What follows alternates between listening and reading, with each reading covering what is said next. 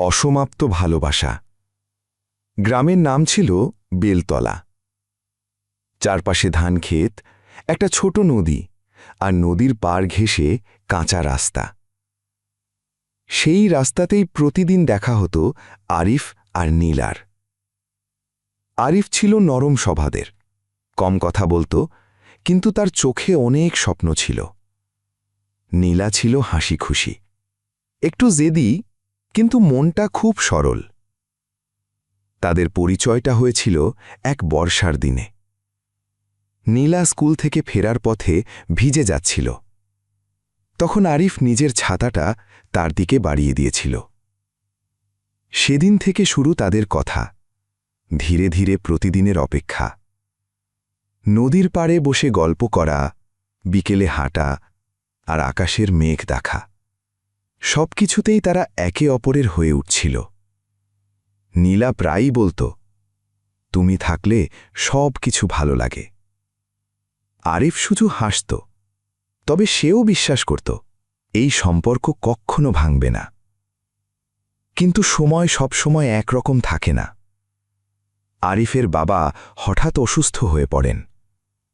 সংসারের দায়িত্ব এসে পড়ে তার কাঁধে। শহরে গিয়ে কাজ করতে হয় তাকে। প্রথমে তারা ভেবেছিল দূরত্ব কিছুই না, ভালোবাসা থাকলে সব ঠিক থাকবে। প্রথম কয়েক মাস প্রতিদিন ঠিকঠাক কথা হতো। আরিফ কাজ শেষে রাতে ফোন করত। কিন্তু ধীরে ধীরে সময় কমতে লাগল। কাজের চাপ, ক্লান্তি আর দূরত্ব, সব মিলিয়ে যেন তাদের কথা ধীরে ধীরে কমে গেল। নীলা আরিফের ফিরে আসার অপেক্ষায় ছিল। সে প্রতিদিন নদীর পাড়ে বসে থাকত। যেখানে একদিন আরিফ তার হাত ধরেছিল, সেই জায়গাটা যেন তার কাছে পবিত্র হয়ে গিয়েছিল। কিন্তু সময় ধীরে ধীরে বদলে গেল।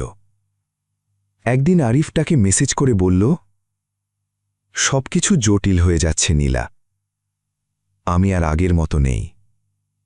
বাবার অসুস্থতা আর কাজের চাপে আমি দিশেহারা। নীলা অনেকক্ষণ ফোনের দিকে তাকিয়ে রইল।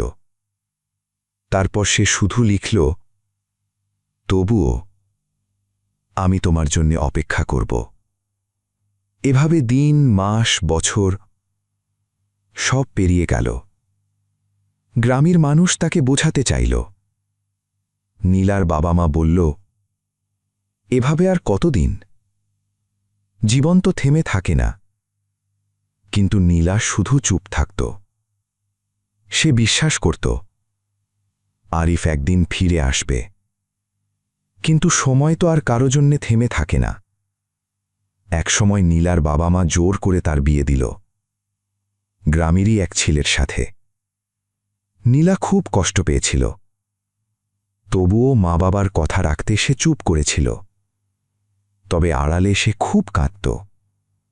বিয়ের দিনেও সে নদীর পাড়ে এসে নীরবে নদীর দিকে তাকিয়েছিল। তার মনে হচ্ছিল হয়তো আরিফ এসে যাবে, ঠিক আগের মতো করে। কিন্তু কেউ আসেনি। সময় এগিয়ে গেল। নীলার জীবন বদলে গেল। কষ্ট বুকে চেপে সে এখন একটা সংসার করে। আর কিছু বছর পরে তার একটা ছোট্ট বাচ্চাও হয়। সে এখন ভালো আছে, কিন্তু আগের মতো হাসে না। নদীর পাড়েও আর তেমন যায় না। এদিকে শহরে আরিফের জীবনও কেটে যাচ্ছিল ব্যস্ততায়। হঠাৎ একদিন তার বাবা মারা যায়। বাবার চলে যাওয়া আর নীলার শূন্যতা, সবকিছু মিলে সে এখন একা হয়ে গেছে।